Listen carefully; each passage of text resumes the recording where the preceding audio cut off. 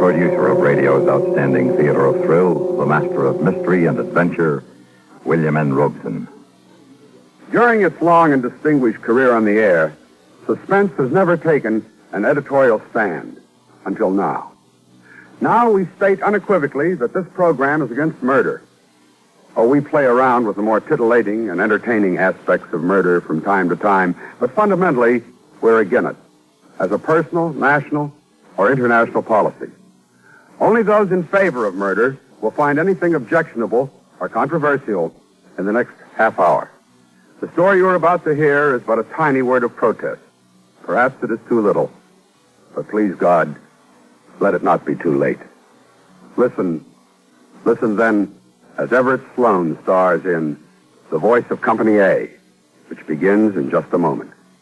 And now, The Voice of Company A, starring Everett Sloane, a tale well calculated to keep you in suspense.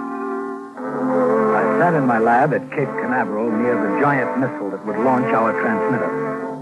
I looked at the powerful sending set, knowing that soon we'd toss it into space to scream crazily year after year at a crazy world.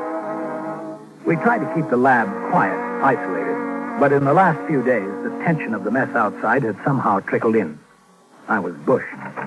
Doctor? Yes, Colonel? I think it's coming. Here, read this. Top priority from Defense to me. From the Secretary of Defense to Commander Operation Screamer. International situation deteriorating. Commence countdown 0500 Zulu. Midnight our time? That's right. Is your section ready? Yes, we're ready. Here's the little monster. I just loaded the tape. You want to hear it? Yes.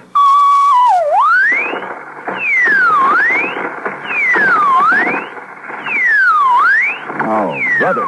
Yes, when we get all 6 of these in orbit, you might as well throw away your radio and TV. This is all you'll hear. But this is what we wanted. Turn it off. Okay. Well, I guess we can do without the soap operas if it jams their military frequencies.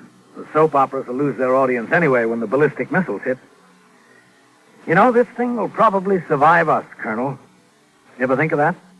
Screaming away up there when there's nobody left to hear it? It's kind of funny in a way. George, you're tired. Were you in London, Colonel, in World War II? No, Burma. Why? I was in London when the V-2s first hit. 2nd Louis, Company A, 16th Infantry. I was on a 72-hour pass with some of my guys. We thought the V-2s were the last word, Colonel. A regular bomb you could hear coming. You had somebody to be sore at that last few seconds. Some pilot risked his tail to drop it anyway. Somebody up there hated you. At least you knew that. It wasn't humane, but at least it was human. But a V-2, Colonel, it goes so fast you don't hear it. And there's nobody to hate except some guy sitting at a control panel a couple 100 miles away. And now we've got ICBMs, 5,000 miles through space. Oh, yes. We've come a long way. A long way. Yes. Well, I'll report that we're ready. The colonel looked at me strangely as he left. I knew he thought I was cracking. And maybe he was right. Almost hating to do it, I flicked on the radio, knowing what I'd hear. Military classes under the age of 50 were called to the colors in France today. Germany has mobilized the reserve components of the new Wehrmacht. Ambassador Lippincott arrived this afternoon at Washington National Airport and said that he saw no hope of averting war. ICBM. I turned it off. Once I thought it could never happen again. Lying in the broken plaster and spilled beer in a London pub with the Sarge's body pinning me down and Pinky yelling for his mother and Botchner groaning in a corner, I knew it couldn't. But it was happening again, and there seemed to be nothing I or anybody else could do to stop it. I turned to the transmitter to unplug it from the test console. That's when I saw him looking at the set. Hey, how did you get... Who are you? Hello, Lieutenant. Or it's Doctor now, ain't it? Botchner. Is it Botchner? Yeah, Lieutenant. It's me, Sad Sack Botchner. But You were killed. You got killed in that pub. Well, in a manner of speaking. No, I must be cracking up. No, Lieutenant, relax. I got a message for you was all. Me and Pinky and the Sarge and Pete, we drew cards to see who'd come back. I won. But I don't... So you're gonna toss this thing into space. Yes. And it's got like a tape that plays over and over, fouls up the radios all over the world. Yes, except our military frequencies. Now, ain't that clever? Me and Pinky and the Sarge and Pete, we get creamed in that crummy pub in London, and you come out smelling like a rose. And for what? So you can figure out something like this? Now, look, Botchner, it wasn't only me, the Defense Department Yeah, I know. I've been down that road, Lieutenant. Well, me and Pinky and the Sarge and Pete figure you ought to put something better than what you got on that tape before it's too late. Something better? Like what? Well, I'll tell you, Lieutenant. Pinky thought it up. Remember, he was always kind of screwy on religion. So he told me, standing gray-faced and sloppy as ever in my lab. I knew I was dreaming. I had to be. He told me what to put on the tape. And I laughed. What is this, a joke? We don't do much joking, Lieutenant. Mostly we sit around thinking. 10 million guys in different uniforms, thinking of the dames we didn't get to meet, and the summer evenings we didn't get to smell, and the kids we never got to have. Well, you better do what we say, Lieutenant, because tough as it is at times, it's better here than it is there. We know, Lieutenant. We know.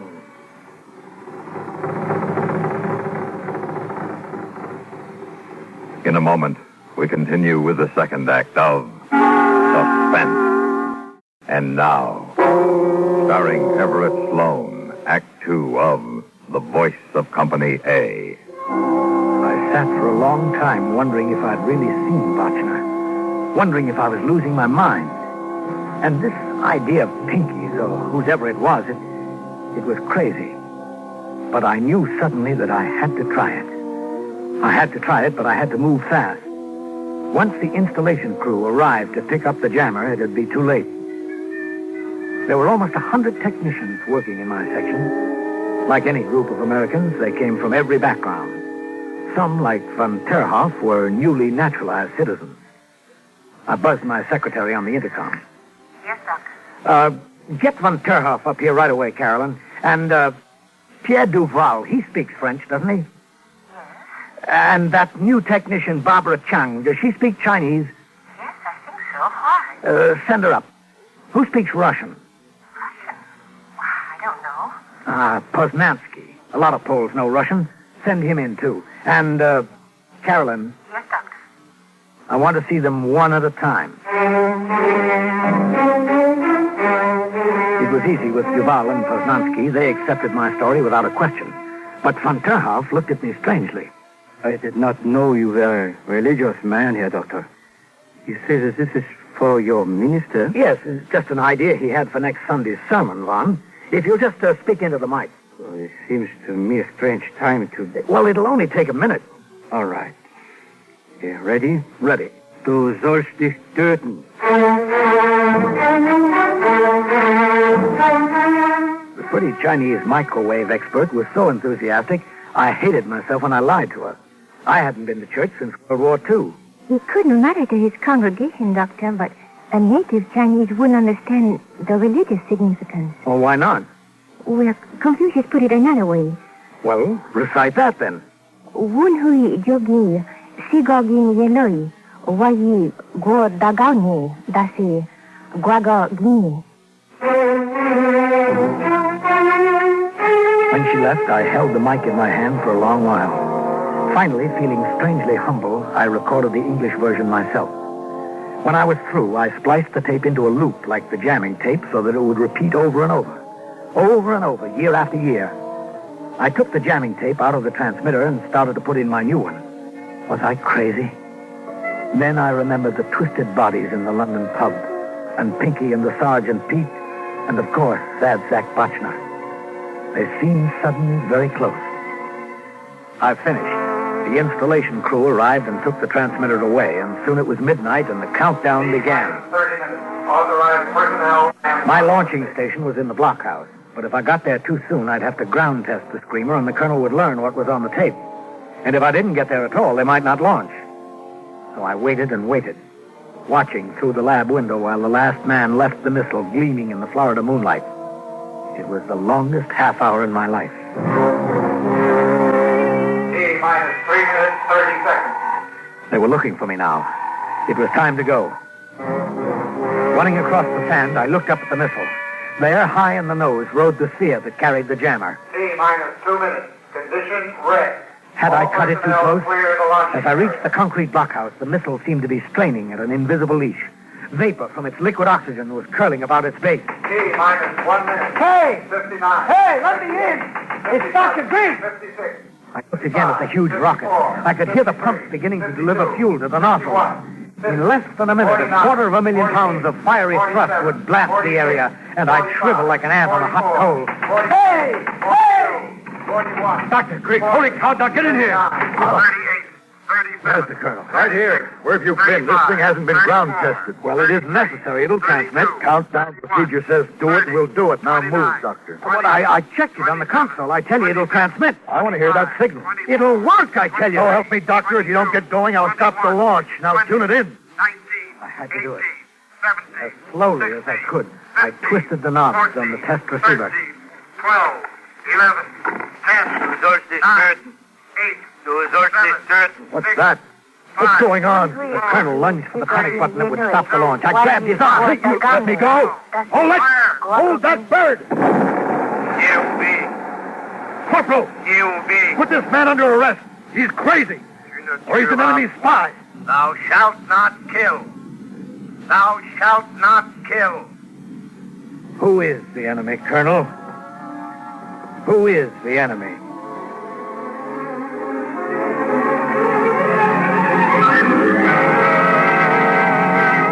In a moment, we continue with the third act of Suspense.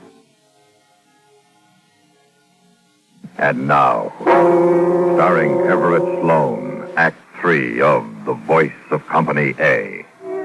They treated me all right in the detention cell at Cape Canaveral. They gave me a radio, the morning papers, all the coffee I could drink. They sent for a psychiatrist to see if I was crazy. 2 men from the FBI questioned me to see if I was a spy. Then I was alone until the guard brought in breakfast. Hey, Doc, what's going on? You tell me. Well, my wife and I, we sit down to eat this morning. We turn on the radio to find out if we ought to be digging a hole somewhere. And this voice comes on saying, "Thou shalt not kill." And in all foreign languages. Now, my wife, she thinks it's the end of the world. Well, she may be right. What are they going to do to you? Try me for espionage, they tell me. If they don't figure I'm nuts. Doc, Yes? we don't figure you're nuts. When the guard left, I turned on the radio to hear the worst. And it was the worst. Mobilization and launched a formal protest against what they call U.S. celestial propaganda. From Washington, no word yet on what is intended by the strange Screamer satellite, only instructions. Instructions on what to do if its passage jams tunnel rat frequencies during a ballistic missile bombardment. Suddenly, I heard it faintly, blanking out the announcer. I looked at my watch. Yes, that was it. It was due overhead. Tu ne tueras point. Thou shalt not kill. I switched off the set. I hadn't fully realized the power of our transmitter until that moment. And I hadn't realized the power of the message. A shiver raced up my spine. I felt suddenly that I was not alone. Then I saw him, slouching at the window.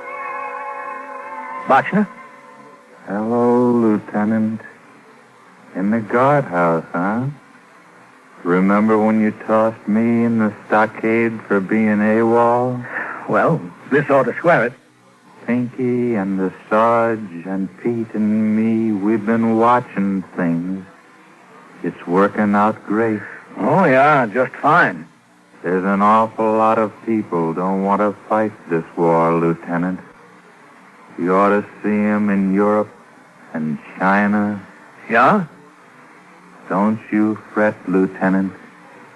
Things is going to turn out all right. You see, Lieutenant, we know. Slowly, he disappeared. Slowly fading. It was weird. I knew that he only existed in my mind, but as the day wore on, and the next day, and the next, I wondered if he weren't right. Every 4 hours, the satellite broke in with that simple message. But in the interval, the radio began to talk of reports of a mutiny in the Hungarian army, a revolution against the Czech regime, small religious revivals starting in Germany. The Defense Department is mum about what was actually intended in the satellite launch Monday. Results are clear. Iron Curtain countries are busy battling anti-war sentiment. International tension has eased. Ambassador Lippincott flew an hour ago to a hastily planned conference in Geneva. More news after the 9 p.m. passage of the satellite. And the fourth night, the cell door opened for the colonel. Hello, George. Hello, Colonel. You bring the firing squad? George, I got a dispatch from Defense. Yes? You're to be released. Release? That's right. And we're not launching the rest of the Screamers. They decided that the crisis is past. Now that the thing's in perfect orbit, they want us to stop them. But we can't. I know, George. It's solar-powered. It could broadcast for the next 20 years. 50. Yes. And when it quits, Colonel, maybe we better launch another one. Oh, yes. I see what you mean. George. Yes? One question. We know about Duval and the Chang girl and Poznansky. Who recorded the English? Is that your voice? I thought of the smashed bodies of my men in that London pub. Pinky and the Sarge and Pete and Sad Sack Bochner. My voice, Colonel? No. Let's just say that's the voice of Company A. Du sollst dich töten. Du sollst dich töten. Вы jogi sigogin yeloi, wai go dagami dasi guagagini. Не убей. Не убей. Tu ne tueras point. Tu ne tueras point. Thou shalt not kill. Thou shalt not kill.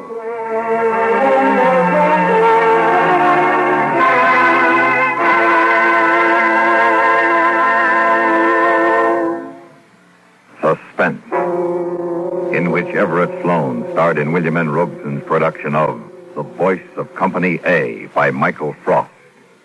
In just a moment, the names of the supporting players and a word about next week's story of Suspense. Supporting Everett Sloane in The Voice of Company A were Lillian Bayef, John Daner, Barney Phillips, Jack Crucian, and Sam Pierce. Listen. Listen again next week when we return with the Diary of Sophronia Winters, starring Mercedes McCambridge. Another tale well calculated to keep you in suspense.